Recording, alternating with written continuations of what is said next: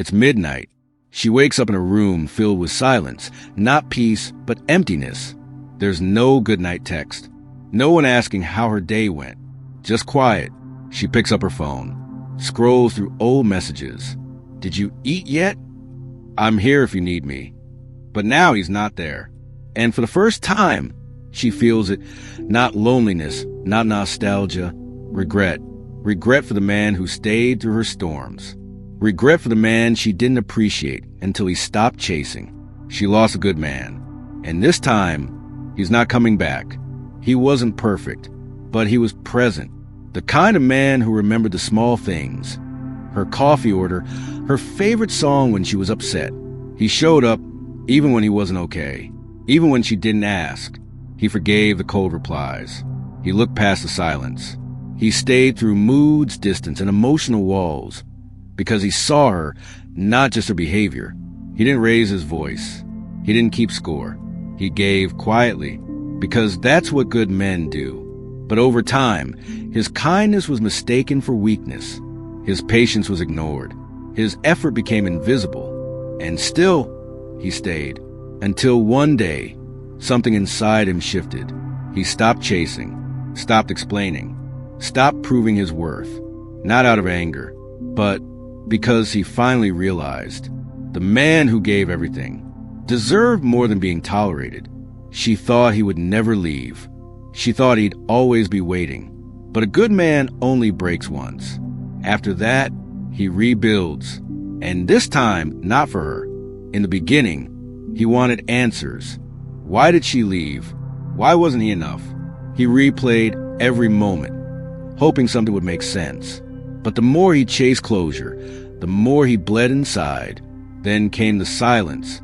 And within that silence, something deeper, understanding. He discovered an old truth, written centuries ago, but speaking directly to him now.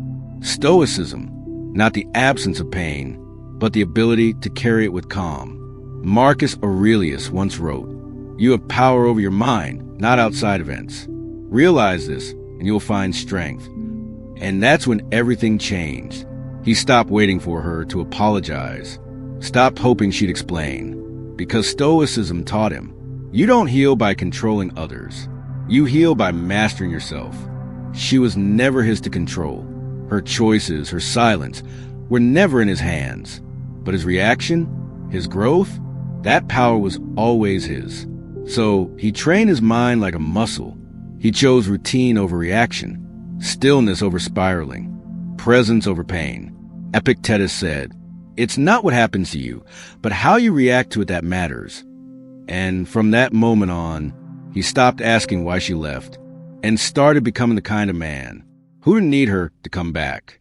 Meanwhile, something shifted on her side too. At first, she felt relieved, free, no more tension, no more expectations.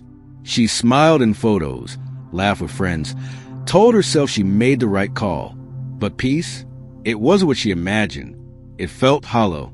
Then came the curiosity. She checked his profile. Just once. Then again. No sad quotes. No desperate posts. In fact, he looked stronger, sharper, still at peace. Next came nostalgia. A song, a scent, a photo. It triggered something. She remembered his calm during her chaos. How he held her when she couldn't hold herself. She compared. And no one made her feel the way he did. And finally, the regret. Real regret. She reread their old conversations. Wrote and rewrote messages she'd never send. Because deep down she knew he wasn't waiting. And that's what hurt. Not that she walked away, but that he didn't fall apart when she did. She thought he'd break. Instead, he built something she no longer belonged in. But he didn't rise with rage. He rose with routine. No loud declarations. No revenge games. Just early mornings, heavy weights, cold showers. The gym became his therapy. His body changed. His posture changed. Then his mind. He traded scrolling for Stoic journals. Late night overthinking for early morning planning. He studied himself more than he ever studied her. Then his money. Focused. Disciplined. Skill building. He created options. And every dollar became a brick in the empire he was building, not for validation, but for freedom. He wasn't trying to impress her. That's not the Stoic way. He simply became undeniable. No texts, no explanations, just results. He became the kind of man she couldn't ignore, but could no longer reach. Because he understood what most men don't. The greatest revenge isn't proving she lost you. It's becoming the man you were always meant to be, whether she sees it or not. And when he finally felt whole, he let go, not with bitterness, but with clarity. True love isn't about possession. It's not about keeping someone. It's about honoring what was and releasing what no longer is.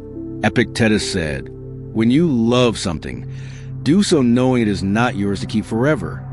She was never his. Not her heart, not her choices, not her path. Only the moment they shared. And even that was temporary. Letting go didn't mean he stopped caring. It meant he started respecting himself more. Because Stoicism teaches detachment, not apathy. To feel without being ruled. To care without clinging.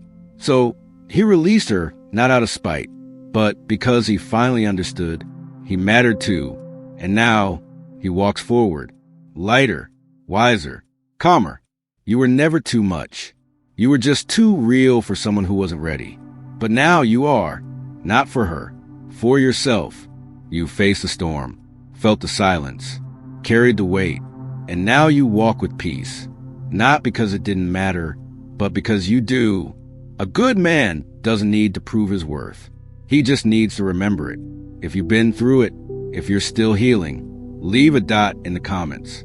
Not for validation, but as a quiet sign. You're rising too. And if this spoke to your soul, share it.